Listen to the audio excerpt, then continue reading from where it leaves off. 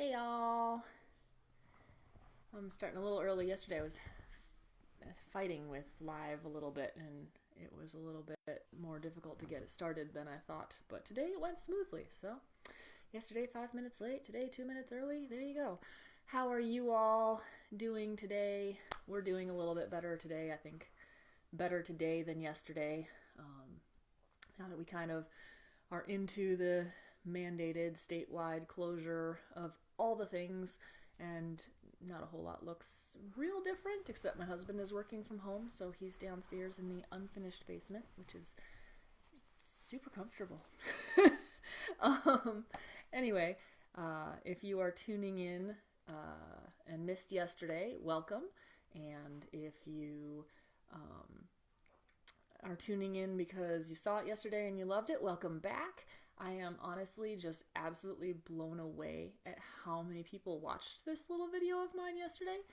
But I think part of the reason I'm doing better today is because I've been looking forward to doing this with you all day. It's just really fun to have something to look forward to. And I love this story so much. And it's just so encouraging and uplifting, and I don't even know how many times I've read this book. My dad read it out loud to me so many times as a kid, and then as soon as I could read, I started reading it myself, and now I've actually typed the whole thing out myself, and so and I've read it multiple times. I read it out loud to my kids last year, and so I just really looking forward to reading it again. It's one of those that never gets old for me.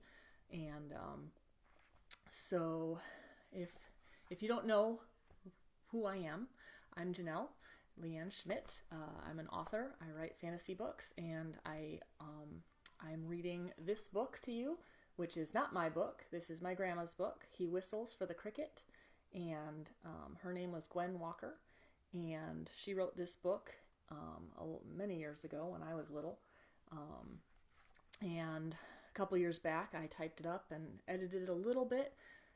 I didn't edit it very much because I wanted to keep her voice, and the whole idea of this was just to have a Christmas present to give to my family so that everybody could have a copy of their own. But it's been neat seeing how this story has blessed other people, and so yeah. So anyway, today I am reading I was going to read just chapter 2, and then I was looking at it and I realized chapter 2 is really short, so I think I can get in chapter 2 and 3 today. So anyway, and I've got my handy dandy box of tissues right here because I'm pretty sure there's sad stuff today. I'm sorry. But we'll see if I can get through it. So here we go. He Whistles for the Cricket by Gwen Walker, chapter 2, Groanings that Cannot be Uttered. And isn't that just so appropriate for what's going on right now? We're going to go back a little bit in time. The first chapter is very stream of consciousness, and you're kind of getting all of Miriam's thoughts about all the things that have happened up until this point, kind of in her life, revolving around this dog. So chapter 1 kind of jumps around a lot. Now you're going to get a little bit more of a straight-on timeline. So if you remember, at the end of chapter 1, Miriam had taken one of Queenie's pups and took him and was swinging on her swing with him, and then she took him back to his mother and set him on some burlap sacks that were stacked up in the slaughterhouse where Queenie, the dog, and her pups were. So now Miriam is headed home after that. Chapter 2, Groanings that Cannot be Uttered. A few drops of rain splashed her arms, then her face as she hurried up the hill. She loved the cool wetness and the look of the sky. It was suddenly truly dark, and the thunders marshaled themselves in baritone warnings. Before she reached the inside garage door, the rains had come, and she slipped out of her soggy loafers almost unconsciously as she went in. No running board ride tonight, she knew as she listened to the rain. She took 4 plates from the dish rack, where they had dried from the morning dishwashing. She set them around the table. Tonight they would have Campbell's pork and beans, souped up with brown sugar, molasses, a little ketchup, and hot dogs on top. Her 10-year-old hands were adept at opening the 2 cans and mixing the condiments. She poured the ingredients into a Pyrex casserole and opened the oven door. The pilot had to be relit sometimes. She turned on the gas and dropped a lighted match down the hole in the front of the stove. It popped, proving the pilot was on, and in a minute the blue flames followed the rectangular perimeter of the gas pipe. Soon the oven began to have its influence over the cool and dampish early evening kitchen. The rain poured down, driving in against the windows. It continued steadily. Her folks came home, and as Mr. Green was putting their coats away, Mrs. Green said, "My, how good your supper smells, Miriam." Miriam was pleased, even more so when Jeff complimented her. "Not bad." He raised his eyebrows in appreciation and grinned at her. He didn't even wipe out the niceness by making a face at her. Somehow, she savored these small tributes from her big brother. Mr. Green read Silver Chief, Dog of the North out loud that evening. Usually there was time to be outside after supper, but tonight the rain kept them in, and they had popcorn and apples with their story. Miriam sliced her apple with a knife and salted each piece lightly just before she ate it. Mrs. Green and Jeff took turns reading with Mr. Green. Miriam liked to read out loud sometimes, and she did a good job, even with the big words. But often she would get too choked up to read some parts well, especially in dog stories, and so she preferred to just listen. When they had finished 3 chapters, it seemed time for bed. It was still a little early, but the sky was dark, and the rhythmic constancy of the rain on the roof made Miriam sleepy. Everyone felt the same way, and so they put the day away and settled in. Miriam awakened early the next morning before the sun was really up.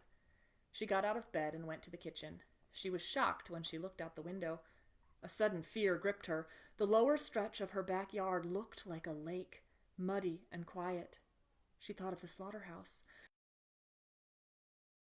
the kitchen, and ran down the hill until she could make out the outline of the shed.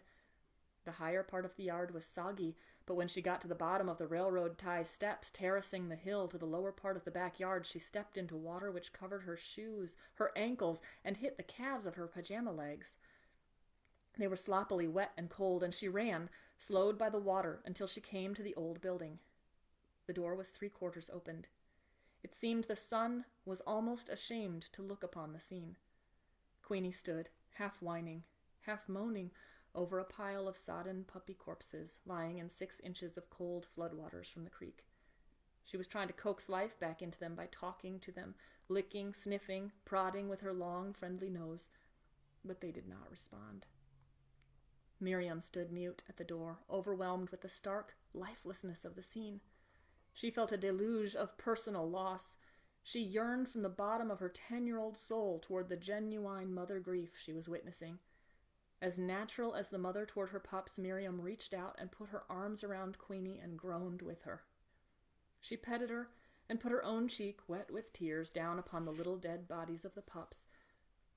She hurt with a new wash of pain for Queenie because the dog took sudden new hope from Miriam's very contact with her pups. So she turned from them and lay her head against the living dog, closing her arms around Queenie's wet body as if to take her wholly in. She crooned and solaced and stroked her in wordless companionship of loss.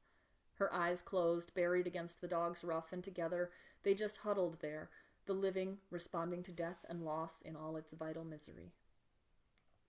Then a small, imperative bark cut across the muffle of their consolations. Miriam looked up toward what she thought was the source.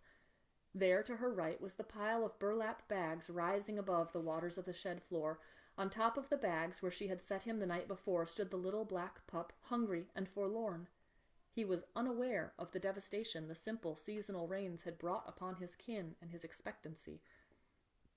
Miriam reached for the pup and had him cradled in her arms and extended to Queenie all in a moment. The bereaved mother drank in her pup as new wine. Her full maternal benefit focused and poured out on her little living pup. Miriam sat back, breathless, tearfully content in her exclusion from their sweet and private exchange. Once again she felt she had given this little pup life, but now it was so much more. She had given the pup to his mother, and she had sensed the gratitude of each of them. Once, only a few short weeks before, she had had the taste of rescuing a life. But that time, the little pup had not known about his rescue and had not known her at all. Miriam's fulfillment was in that exhilaration of participating in the saving of a life. But now the pup had a personal kinship with her. She loved him, and he loved her in return. These three, Miriam thought, were a circle. They needed each other. She returned to her own garage and got a spade to bury the pups. She knew she could do this now, and she did not think to question the appropriateness of burying her neighbor's pups. It did not seem right to her that they should have to come upon this scene. Her parents and Jeff were still sleeping, and she went quietly into her bedroom and took down the embroidered scarf which covered her dresser. She emptied a carton containing some treasures from the back of her closet and went back outside and across the waters to the slaughterhouse. The waters on the shed floor had receded, and Queenie lay atop the burlap grain sacks that Miriam had pushed together to make a sort of bed for her and the pup. The pup was nursing, and Miriam found it easier to lay the little bodies of the dead pups in the box lined with her dresser scarf in the presence of such gusty life. Even so, she wept and petted the small corpses before she closed the lid on the box. She set it into the creekside grave which she had made. The digging was not difficult, for her 10-year-old arms and legs had been toughened by summer's bicycling and swimming, and by her daily chores. Besides, the creek spot she had chosen was soft mud, and she didn't know how deep to dig the grave. It was her first. She had made it only deep enough to cover the box, and when she placed it in the hole she'd dug, she covered it again with the soft mud. In another 3 days, another rain would come and unearth the tender coffin. The box would soon soak apart, and the pups would be carried far down the creek into the larger Fox River. But Miriam never knew. At the burial spot, she wondered how best to say goodbye as she listened to the single pup nurse. Finally, she made a simple cross of 2 green twigs and fixed them firmly against a stump beside the grave. She started back to her house to tell her mother and father and Jeff. She knew after that she would have to go over and tell the Johnsons, too. It was a cold, wet morning of sadness for 7, and so, as she walked, she fixed her thoughts on the 2. All these things Miriam thought of, with the little pup now nestled in her jacket, sleeping, as they approached the Cheney farm. There had been the 2. And now just 1. Queenie, too, was dead. Miriam had to get to the Cheneys. She was going to ask Jeff to drop her off there while he returned the trailer, farther down the road near town. She had told Mrs. Cheney the story of the pup that day they had petted the kitten in her kitchen. Miriam felt that somehow Mrs. Cheney would understand the great need she had right now and would help her. Chapter 3. The Liniment Egg. The morning she had buried the pups, Miriam went to tell the Johnsons after she had gone in and told her own family. Her experience had weathered her, and she overcame her natural shyness as she went to their door. The Johnsons worked their small farm, and they depended upon their chickens for a good part of their income, even though both Mr. and Mrs. Johnson worked in the canning factory in town. Their sons, Greg and Tom, tended to the chickens. They carried the feed from the dilapidated barn hoppers to the chicken yard and gathered the eggs every evening.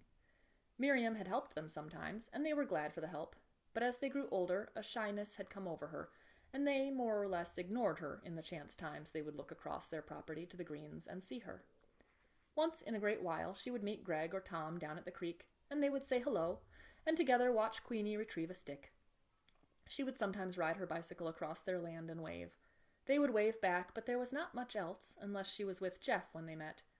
Jeff got along fine with Greg and Tom, though he was 3 years older than Greg and 5 years older than Tom. He worked on the farm when there was plowing or harvesting to be done, and had even helped with the milking at times. When the 3 boys talked together with Miriam in their presence, it seemed as if they had another world to talk in apart from hers. She mostly listened when she was with them, and let her mind wander. That morning, however, she went right up to the house with purpose and knocked. They asked her in, and she told them about the pups. Only 1 was left, she told them when she had finished. Mr. Johnson yelled at Greg and Tom. "You ought to have gotten them dogs out of there. I told you before." Greg and Tom didn't say anything, but Miriam could tell they were embarrassed and hurt and angry. Sorry, I lost my place. Mr. Johnson yelled a lot, especially at Greg, who was older and ought to have known better. About everything, Miriam thought. She looked at him and didn't know what to say that might help. She felt sorry for Greg. He seemed bleak, lonely, and defensive. But she had learned that some people just got on that way. "About that dog," she heard Mr. Johnson say as she turned to leave. "You've got to tie her up. She's been sucking eggs." This direction was aimed at Greg. Miriam was startled. Tie up Queenie? She'd always been free, and never caused anybody any trouble, never left the Johnsons' property even. Greg and Tom walked with Miriam to the door. Mr. Johnson had also told them to help her clean up the tools. She done what you boys should have done, he continued. He thanked her, nonetheless.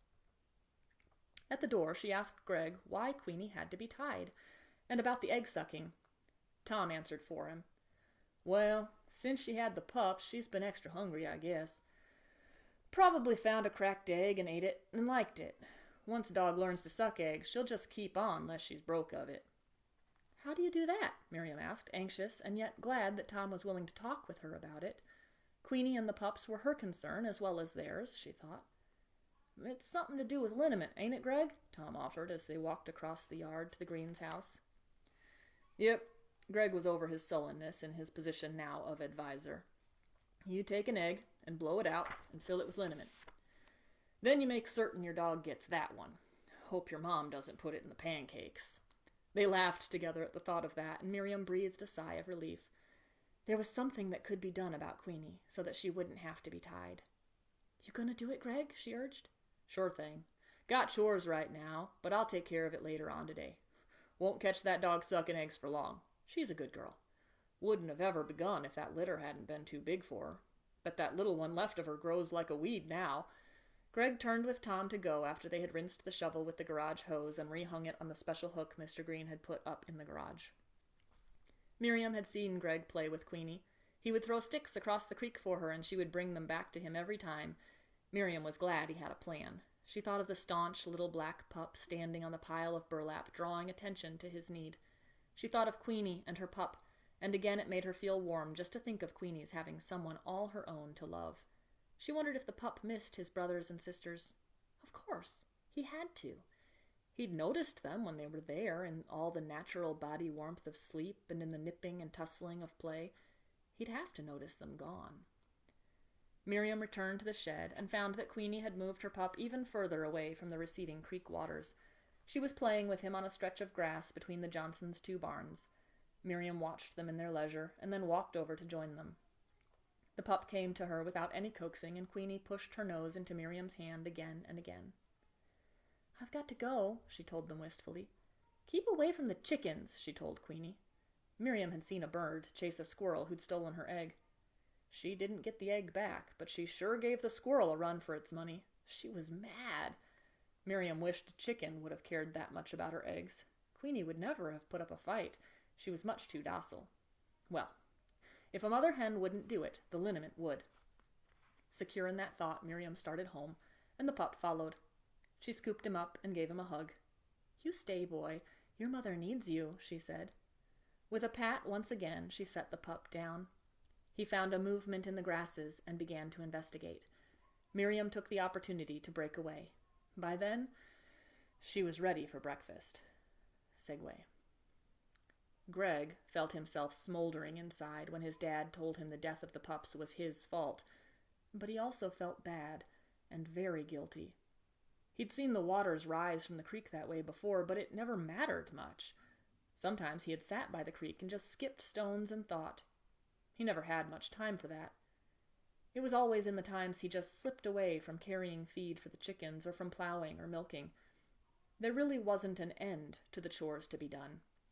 You could never be finished, but you could stop. He and Tom enjoyed the time out of sight of Mr. Johnson. He got on them most of the time, either in a bearable chiding or in a stinging indictment. Most of the time, it could be tuned out. Once, Greg remembered, things had been different. He didn't remember quite when the change had come about. It must have been sort of gradual. He could remember a time when he was much younger, and he couldn't start the tractor. Greg and Tom had been driving the tractors for so long he could hardly remember how old he was when he had first begun. He drove the old Alice Chalmers. Tom got the newer John Deere because it was lighter and easier to handle, but the Chalmers was touchy. No matter what he did to it that time, it would not catch. The motor would turn over and then die. But his dad hadn't yelled. He'd been more like Greg could remember him from the times when they were little, too little even to drive the tractor. He'd come over and said, "Let me see, Greg." Called him Greg. Wasn't long before he had it going, and then he had said, Sometimes you have to choke it a little, and sometimes just play with it and see what it wants. He said it in a friendly sort of way, leaving Greg wanting to learn more, not feeling inept and stupid. The feeling, at one time, was one Greg could bask in all day. He could recall it from time to time and let it wash over him. It reminded him he was teachable and worthwhile. But the feeling had faded. Today he fixed his thoughts on what he needed to do. Miriam and Todd counted on him to cure Queenie of the egg-sucking habit, and he planned out in his mind how he'd go about it. After chores, he went to the hen house and got a large brownish egg. The chicken had clucked as he reached under her warm feathers, lazily capping the 2 eggs. "One for you and one for me," he said, as she squawked her complaint. The egg was still warm, with a few pieces of straw glued to its shell. Greg carried it to the horse trough, where they set the canisters of fresh milk into cold water drawn from the pump to keep them cool until they were picked up and taken into town to sell. He rinsed the egg and deftly rubbed off the straw. He dried it on the soft, worn flannel of his shirt sleeve and set it, for a moment, on the plank workbench just inside the barn. Between the rafters overhead, he reached for the liniment bottle and set it by the egg. With the tip of his jackknife, he carefully broke the narrow tip of the egg and cut once into the thin, whitish membrane.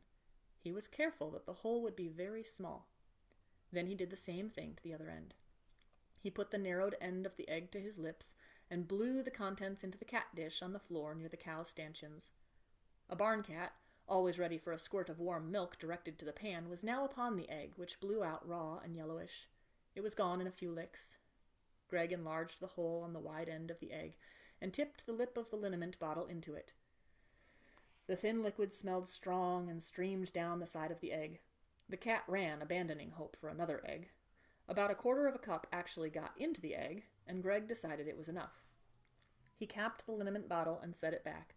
Holding both ends of the egg between his thumb and his index finger, he rinsed it once again in the horse trough. He made a sort of plaster out of his spit and mud from the dirt floor of the barn, and he pasted it over the ends of the egg. The liniment did not leak out, and he was satisfied. He cupped the egg in his hand and started for the grass in front of the old, unused barn where he had seen Queenie and the pup. They'd built this newer barn after Mrs. Johnson had started working in town. Queenie saw him and approached with amiable welcome. Greg put the egg on the ground in front of her, hoping she would seize upon it. She disappointed him by totally ignoring the egg. Instead, she looked to him. "Come on, girl. It's good," he lied. She snuffed at it accommodatingly and looked up for his caress. Not interested, he thought. Needs a little help. He lifted the egg to her nose, but she turned away. "You're not so dumb," Greg decided. He lifted the egg himself and sniffed. It did smell a little strange. She probably wouldn't suck this egg without some help. So he put his strong young arm around Queenie's neck and broke the egg quickly into her mouth, tilting her head back so that she would have to swallow at least a little. She spluttered and coughed and quickly but kindly twisted her neck from his loose grasp.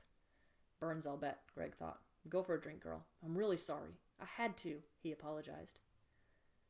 Queenie, in the way of gentle dogs, in all her own physical distress, almost apologized for her retreat from Greg to the creek. Her pup, who'd been playing nearby, saw her and followed awkwardly behind, watching her cool her mouth and throat in the cool, muddy waters, which washed along a little green twig cross on the bank. Greg watched them for a moment and then started back to the house. He hoped that would do it, and that Queenie wouldn't have to be tied. Just 24 hours after Miriam had buried the pups, Greg wakened early with Queenie on his mind. He thought he heard a small, sharp bark. He dressed quickly and pulled on his work boots in the corner of his room. He tied them swiftly and went outside to the old barn where Queenie had moved with her pup. Halfway there he saw her, stretched out, stiff and lifeless. The pup stood, head cocked in that quizzical, forlorn expectancy that the boy might bring her back as she had been before. Greg sickened from head to toe. He didn't even touch the dog. Who had trusted him? He knew, not why, not how, but he knew the egg had done it, and he himself had given her the egg. He had forced it down her throat. With a rush of sobs and explanation to his dead friend, he tumbled out his apology. "Oh, Queenie, I'm sorry. I'm so sorry, girl. I didn't mean to do it. I thought it would help you, Queenie. I didn't want you to be tied up, but Queenie, I didn't want you to die. Oh, Queenie, I'm so sorry. I'm so Sorry. He couldn't stay any longer. He had no solace for the pup, no resources left within to give. He had an overpowering need for comfort, for someone to reassure him deep within that he was not a killer, that his motive was right when all else was wrong. But there was no one. And so he fled from the emptiness without and within. He could not bear to think, and so he ran. Oh, told you you'd see me cry at some point. Well, thank you for joining me and listening, and it does get less sad at some point, I promise. I'll see you all tomorrow.